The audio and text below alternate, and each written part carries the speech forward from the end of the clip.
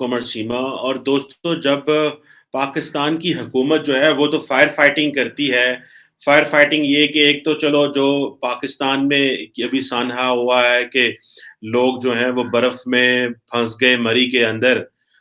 हुकूमत तो fire fighting करती है, लेकिन साथ ही कश्मीर में अगर आप देखें तो जो दुबई जो है की सरकार जो है वो एक ड्राई पोर्ट बना रही है और कश्मीर के अंदर। और अब ये जम्मू एंड कश्मीर में अंदर ये ड्राई पोर्ट बनेगा। और जो लेफ्टिनेंट गवर्नर मनोज सिन्हा है, उन्होंने ये कहा है कि ये जो इन्वेस्टमेंट आ रही है ये जो इंडिया कश्मीर के अंदर, ये तकरीबन 250 एकड़ की साइट है जिसको ईयर मार्क कर लिया गया है। और उन्होंने कहा है कि हम शुक्रिया अदा करते हैं जो है वो दुबई की सरकार का और दुबई के इन्वेस्टर्स का कि वो यहाँ पे इन्वेस्टमेंट्स कर रहे हैं। और एक कंपनी है दुबई डेवलपर है मार प्रॉपर्टीज, वो यहाँ पे एक मॉल भी बना रही है श्रीनगर के अंदर।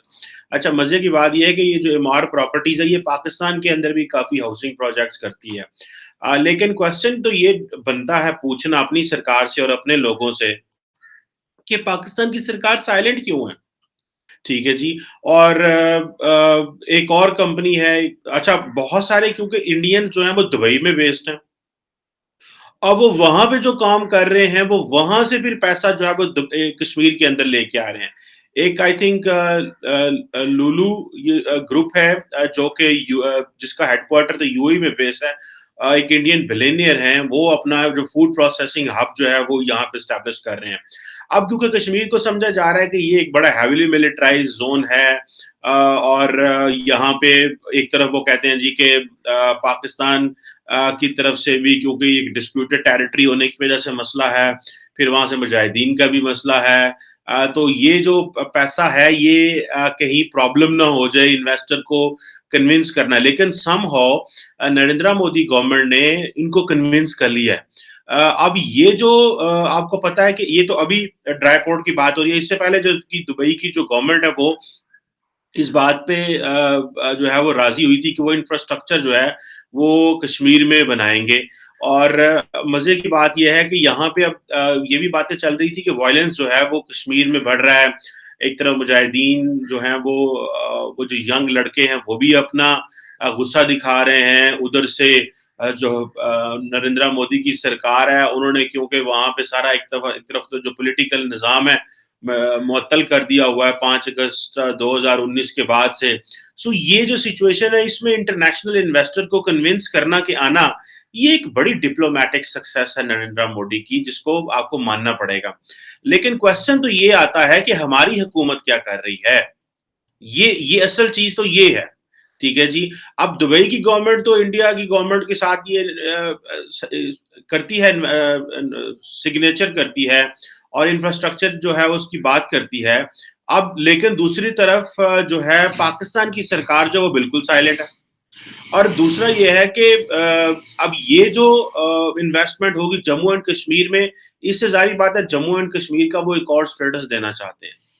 क्योंकि जम्मू एंड कश्मीर को दुनिया देख रही थी एक ह्यूमैनिटेरियन, लीगल और इस तरह के लेंस से देख रही थी, एक डिस्प्यूटेड टेरिटरी देख रही थी। अब वो वहां पे कह रहे हैं जी कि हमने यहाँ इंडस्ट्रियल पार्क्स बनाने हैं, हमने आईटी टावर्स बनाने हैं, मल्टीपर्पज टावर्स बनाने हैं, लॉजिस्टिक सेंटर्स बनाएंगे, मेडिकल कॉलेज बनाएंगे, स्पेशलाइज्ड हॉस्पिटल बनाएंगे। अब ये देखें कि जो इंडिया के ट्रेड मिनिस्टर हैं प्याश गोयल साहब, उनको मैं रिसेंटली देख रहा था कि उन्होंने कहा जी कि दुनिया जो है उसको यहाँ पे आएंगे। दुनिया जब यहाँ पे डेवलपमेंट होगी तो और लोग भी यहाँ पे आएंगे क्योंकि इस खित्ते को हम ग्रो कराना चाहते हैं। अब देखिए ये जब दोनों कश्मीर जो है वो उनके लिए एक चैलेंज, अगर इंडिया के अंदर जो कश्मीर है वो इस तरह ग्रो करेगा, वहाँ इंटरनेशनल इन्वेस्टर आएगा, तो पाकिस्तान को भी प्रेशर डालना चाहिए पाकिस्तानियों को अपनी सरकार के ऊपर, कश्मीरियों को पाकिस्तान की सरकार के ऊपर कि वो भी कश्मीर में इन्वेस्टमेंट करवाएं। अब दूसरी बात यह है कि अगर आपको याद हो कि जब सी पैक जैसा प्रोजेक्ट कश्मीर से गुजर रहा था तो भारत की सरकार ने बकायदा इसके ऊपर बड़ा शोर मचाया था और कहा था कि ये तो डिस्प्यूटेड टेरिटरी है, अगर सीपैक गिलगित से गुजरता है तो वो डिस्प्यूटेड टेरिटरी है। वो कहते हैं जी चीन को हम ये नहीं करने देंगे। आप उनकी एक ऑफेंसिव डिप्लोमेसी और ऑफेंसिव अप्रोच का अंदाजा लगाएं। और इधर देखें कि अगर एक डिस्प्यूटेड टेरिटरी है और उसमें भारत की सरकार जो मर्जी करे, हमारी अवाम सरकार बोलती नहीं, दन तो दन नहीं हिलता। ठीक है जी। So this is something which is of value to understand. ठीक है जी कि ये हमारी क्या अप्रोच है कश्मीर के ऊपर। क्या हमारी अप्रोच ये है कि अखा मीट लो, आंखें बंद और खामोश रहो, और दूसरी तरफ वो नरेंद्र मोदी जो है वो मेक इन इंडिया इनिशिएटिव लेके जा रहे हैं और वो कह रहे हैं कि हम इसको कश्मीर में भी लेके आएंगे, और हमको ये जो इन्वेस्टमेंट फॉरेन गवर्नमेंट्स करेंगी कश्मीर के अंदर, ये बेसिकली वो कहते हैं कि वो हमने उन्होंने दुनिया को ये बताया कि हमने कश्मीर का डिस्प्यूटेड स्टेटस खत्म कर दिया है, क्योंकि इसको हमने मेन स्ट्रीम कर लिया, अपने साथ में ला ली है, सेंटर के साथ में ला ली है। और उसके बाद उन्होंने देखा पाकिस्तान ने क्या किया, कुछ भी नहीं। तो जब पाकिस्तान ने कुछ किया नहीं है, तो फिर इन रिटर्न वो हमसे क्या एक्सपेक्ट करते हैं। वो हमसे, उनको पता है कि उन्होंने आगे भी कुछ नहीं करना। अगर पाकिस्तान ने 5 अगस्त 2019 के बाद कोई मिलिटरली कोई एक्शन नहीं लिया, डिप्लोमेटिकली मुस्लिम वर्ल्ड ने हमारी बात ना सुनी, यूएनएससी कुछ नहीं कर सका, इंटरनेशनल कम्युनिटी साइलेंट रही, हमारा अपना पॉलिटिकल डिप्लोमेटिक और फाइनेंशियल कैपिटल इतना ज्यादा हम कंप्रोमाइज रहे, क्योंकि एक तरफ हमें अपनी फाइनेंशियल नीड्स पूरी करनी है, दूसरी तरफ इतना बड़ा एक न्यूक्लियर फ्लैश पॉइंट है जिसको हम जो है दुनिया को काफी देर सेल करते रहे कि ये न्यूक्लियर फ्लैश पॉइंट है, अगर आपने कश्मीर के मसले को हल ना कराया तो ये भारत और पाकिस्तान के दरमियान जंग हो सकती है। लेकिन दुनिया ने उसको इंटरेस्ट नहीं दिया, दुनिया ने उसको for a time nuclear flash point माना, लेकिन दुनिया ने कहा कि नहीं भाई ये तो एक, और फिर हम अपनी दहशतगर्दी की जंग में मसरूफ हो गए। उस वक्त हमारा सारा ध्यान वेस्टर्न बॉर्डर, इंटरनल सिक्योरिटी, दहशतगर्द ग्रुप, टीटीपी, अलकायदा, ये सब दाइश, इनको पकड़ने में लग गया और हमारी जो ध्यान थी वो वहां से हट गई। इस दौरान इंडिया ग्रो करता रहा, उनकी आईटी, उनकी कॉमर्स, उनकी ट्रेड, और साथ में उन्होंने कश्मीर में जितनी भी एक फ्रीडम स्ट्रगल चल रही थी उसको सबने उन्होंने दबा लिया। और हम क्या कर रहे थे, हम एक तरफ इंटरनली हमारा टाइम वेस्ट हो रहा था, वेस्टर्न बॉर्डर पे हमारे लगे थे, उधर से अमरीकियों के साथ हम इंगेज थे। तो हम जो पिछले 15-18 साल तो कश्मीर को टाइम ही नहीं दे सके कि भाई क्या करना है। और ऊपर से जब जैसे ही इंटरनेशनल कम्युनिटी यहाँ से निकली, जैसे ही इंटरनेशनल अफगानिस्तान से विड्रॉल हुआ, हमारे यहाँ पे फाइनेंशियल क्राइसिस, क्रंच आ गया। अब हम किस किस को किन्नु किन्नु रोना सुनाइए। और अब मजे की बात है कि अब वो हमारा मजाक उड़ रहा है कि आप इंडिया, आप अफगानिस्तान के लिए लहदा पैसे मांग रहे हैं और अपने लिए लहदा पैसे मांग रहे हैं। सो ये जो चीजें हैं, they are very much important to understand कि हमारी गवर्नमेंट की क्या पॉलिसी है। वाई पाकिस्तानी सरकार इज साइलेंट ऑन दिस। अगर इंडियन सरकार सीपैक के ऊपर बोल सकती है तो पाकिस्तान की सरकार क्यों नहीं बोल सकती। दरअसल क्वेश्चन मुझे इस तरह लगता है कि देखिए हम तो बहुत छोटा मुल्क हैं, तो हमारी इतनी अप्रोच नहीं है कि हम एट ए टाइम मल्टीपल चीजों को देख सकें। हम वेस्टर्न बॉर्डर और ईस्टर्न बॉर्डर को इकट्ठे नहीं देख सकते, जो मुझे लग रहा है, क्योंकि वेस्टर्न बॉर्डर को तो इंटरनेशनल कम्युनिटी हमारे साथ थी और मसाइल और थे, तो वो लगे रहे। ईस्टर्न बॉर्डर पे हम अपनी अटेंशन डाइवर्ट जो है वो नहीं, वो अपने आप को नहीं इंगेज कर सके जिस तरह करना चाहिए था। अब दुनिया ये समझेगी कि भाई हम जब अपनी फौजें वेस्टर्न बॉर्डर पे लगाते थे तो हम अमेरिका को और बाकियों को कहते थे कि इंडिया को डी एस्केलेट करे, मामलात खराब ना कर रहे, वरना हमें अपनी फौजें अगर वेस्टर्न बॉर्डर से उठा के ईस्टर्न बॉर्डर पे लगानी पड़ी तो सारा आपका अफगानिस्तान का मसला और ये चीजें जो है वो मैनेज होंगी। और समहाउ अमेरिकन जो थे वो इंडिया को कहते थे कि ये काम ना करे, डी एस्केलेट करे, चीजों को उस सेक्शन पे ना लेके जाए। तो इंडियंस को भी ये रास आया, उन्होंने कहा ये अच्छा है, पाकिस्तान मसरूफ रहे वेस्टर्न बॉर्डर पे, हम कश्मीर में जो तब्दीलियां करनी है वो कर लेंगे। सो उन्होंने कश्मीर में जो करना था उन्होंने कर लिया, और हम जो है वो इस तरह साइलेंट है। अब देखें, छोटा मुल्क होने के नाते हम दोनों तरफ अपनी अटेंशन डाइवर्ट नहीं कर सकते, ना ईस्टर्न बॉर्डर पे ना वेस्टर्न बॉर्डर पे इक्वली। इधर अमेरिका जैसा मुल्क जो कि इतने बड़े बिलियन, 780, 88, 788 बिलियन डॉलर का डिफेंस बजट है, उसने अपने आप को अफगानिस्तान से विड्रॉ कर लिया और उन्होंने कहा हमने चाइना को डील करना है, वरना हमारा ध्यान इधर बटा रहेगा। हम सिंगल माइंड के साथ काम करना चाहते हैं। दुनिया ने इसके ऊपर उनको बड़ा कुछ कहा भी, बड़े उनके लिए मसले भी पैदा हुए, लेकिन उन्होंने समहाउ ये फैसला कर लिया कि हमने यहाँ पे अब अफगानिस्तान के अंदर नहीं रहना। सो हम हमारे लिए हम जो है, अब हमारी क्या पॉलिसी है। हमारी क्या पॉलिसी है? क्या हमारी पॉलिसी साइलेंस है? क्या हमारी पॉलिसी ये जिस तरह अगले दिन शाह महमूद कुरैशी साहब ने इंडिया को एक हल्के-फुल्के अंदाज में कहा कि वो सार्क में आ जाएँ और बाकी ममालिक को ना रोकें? क्या हमारी पॉलिसी ये है? हम बात करना चाहते हैं, वो तो नहीं बात करना चाहते हैं। मैंने तो नहीं कभी किसी इंडियन सरकार के बंदे को देखा हुआ बात करते पाकिस्तान से। हम क्यों कहते हैं?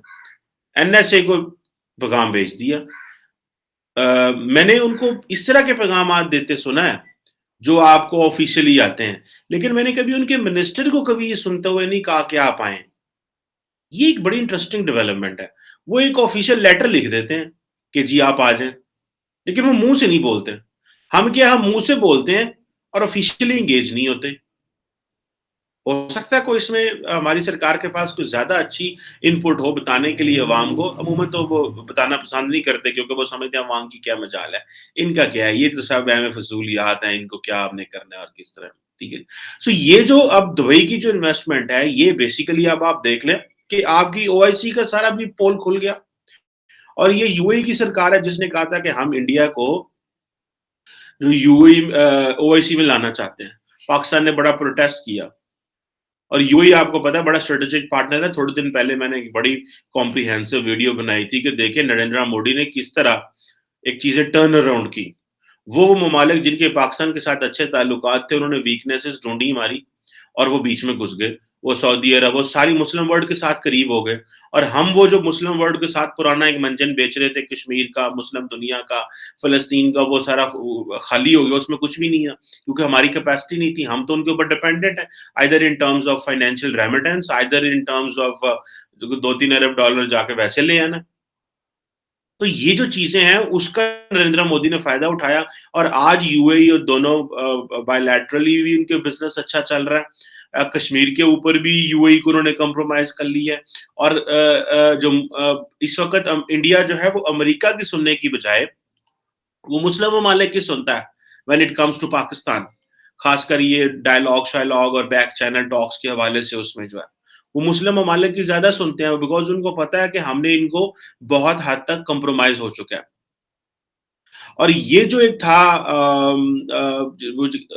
जिसे कहते हैं ना कि ये एक जो इंटरनल चीज़ थी, इससे वो पीछे हट गए हैं। वो कह रहे हैं कि नहीं ये उन्होंने कन्विंस कर लिया सबको कि नहीं ये हमारा इंटरनल मैटर है। उन्होंने सबको कन्विंस कर लिया कि ये हमारा इंटरनल मैटर है। और हम हमारे साथ क्योंकि इंडिया बात नहीं कर रहा था, हमने अमाराती से रिक्वेस्ट करके उनको एंगेज किया। अब आगे हमने साइलेंस इख्तियार कर लिया। हमारे वज़ीर-ए-आज़म नहीं बोलते, हमारा फ़ॉरेन मिनिस्टर नहीं बोलता कि जो कश्मीर के अंदर यूएई की इन्वेस्टमेंट है, उसका क्या मुस्तकबिल है? वो क्यों हो रही है? और अगर हाँ, यही तरीका है कि उन्होंने अब होना क्या है कि जब इंडियन कश्मीर जो है वो तरक्की उसमें डेवलपमेंट हो जाएगी, तो फिर हमारे कश्मीरी भी वो पहले रो रहे होते हैं कि भाई हमारी डेवलपमेंट कराएँ, इंफ्रास्ट्रक्चर नहीं है, वहाँ पे एयरपोर्ट नहीं है, बहुत कुछ नहीं है वहाँ पे। सो इस कितनी को देर हम उनको ये कहते रहेंगे, ये कह-कह के कहानियाँ सुनाते रहेंगे कि देखिए जी हम कश्मीर, कश्मीर, इंडिया, इंडिया करते रहेंगे। At the end of the day people need development, people need money, people need resources, people need jobs and they want a good decent living. आप उनको कितनी को देर इकोनॉमिक, पॉलिटिकल, रिलिजियस और इन चीज़ों को आप उनको कन्विंस करते रहेंगे। It is not a long term solution. The long term solution is improving the lives of the people. अगर आज़ाद कश्मीर में चीज़ें बेहतर होंगी तो कल को जो इंडियन ऑक्युपाइड कश्मीर है, वहाँ पे ये कहेंगे जी देखिए जी, वहाँ पे चीज़ें ठीक हैं। लेकिन अगर इंडियन ऑक्युपाइड में कश्मीर है तो आज़ाद कश्मीर वाले कहते हैं हमने क्या करना है इसको? देखिए इंडिया में कितनी अच्छी चीज़ें हैं, वहाँ पे काम हो रहा है, वहाँ पे डेवलपमेंट हो रही है। सो मेरा ख्याल है कि ये these are the things which really need to work. हमें इस पे बड़ा काम करना होगा। हमें एक क्लियर कट अप्रोच लेनी है जो कि हमारे पास नहीं है। We are silent, we are badly silent. इतनी ज़्यादा खामोशी, इतनी ठंडी खामोशी कि क्या हो रहा है पाकिस्तान में, वी हैव नो आइडिया। हमें कोई खबर ही नहीं है इस हवाले से कि हो क्या रहा है। क्योंकि कश्मीर में हमने साइलेंस इख्तियार कर लिया। क्या हम यूएई को कह सकते हैं आप इन्वेस्टमेंट ना करें? ये एक बहुत बड़ा सवाल है। इंडिया तो चाइना को कहता है, $100 अरब की बायलैटरल ट्रेड है लेकिन दबा के कहता है चाइना को। उन्होंने कहा जी आप क्यों डिस्प्यूटेड टेरिटरी से वो कर रहे हैं। उन्होंने बहुत बड़ा मीडिया नैरेटिव भी इसके ऊपर डेवलप किया था। ओके उनको पता था ना चाइना ने रुकना है, ना पाकिस्तान ने रुकना है। लेकिन उन्होंने बात तो कर दी, उन्होंने एंगेज तो कर लिया। उन्होंने मोबिलाइज़ तो कर ली हर चीज़। ये है गेम। ये है वो चीज़ जो I think which is much needed, जो करनी चाहिए हमको, ठीक है? और इस पे काम होना चाहिए। पाकिस्तान को एक किस तरह की अप्रोच डेवलप करनी है, कि क्या हम वाक़ई ही कश्मीर के अगर वो कश्मीर में अपने में डेवलपमेंट करा रहे हैं, तो फिर हम भी करवा लें। हम भी कोई इन्वेस्टमेंट्स कराएँ, हम भी कोई यहाँ पे बिज़नेसमैन लेके आएँ, इधर इतनी सिर्फ़ टूरिज़्म, टूरिज़्म। हम टूरिज़्म उस हवाले से तो बड़ी करते हैं कि जनाब पाकिस्तान में बड़े खूबसूरत जगह हैं। इंफ्रास्ट्रक्चर तो कोई नहीं है, ये तो अभी हमें मरी में पता चल गया है ना, कोई इंफ्रास्ट्रक्चर नहीं है। तो जो कश्मीर के अंदर इतनी बड़ी खूबसूरतियाँ हैं, खूबसूरत एरियाज़ हैं, वहाँ पे पैसे लगाएँ। वहाँ अगले 10 साल इन्वेस्टमेंट कराएँ, लोगों को कन्विंस करें और वहाँ पे जो है वो टूरिस्ट को लेके जाएँ। सड़कें तो वहाँ पे भी नहीं है, लैंडस्लाइडिंग कश्मीर जाते हुए भी डर आता है रास्ते में। सड़क है कोई नहीं, ऊपर से लैंडस्लाइडिंग हो रही है। नीचे से जो है वो आपके पास अच्छा रेस्टोरेंट नहीं है। एनी हाउ होटल्स नहीं है। एनी हाउ ये एक लंबी स्टोरी है, लेकिन जो चीज़ जिन्हों कहते हैं गल इत्थे मुकदी है कि the one who will have a better infrastructure, they will convince the people the what where do they have to live, और वो उन्होंने वो मुस्तकबिल की चीज़ वो कर लें। इंफ्रास्ट्रक्चर पे मैटर करता है, पैसे पे मैटर करता है, और आपकी स्टोरी जो है, हमने अपनी जो स्टोरी मुस्लिम दुनिया को सुनाई थी, उसमें तब्दीली की ज़रूरत है। And I am sure people are looking at it and they will look at it carefully. Thank you very much.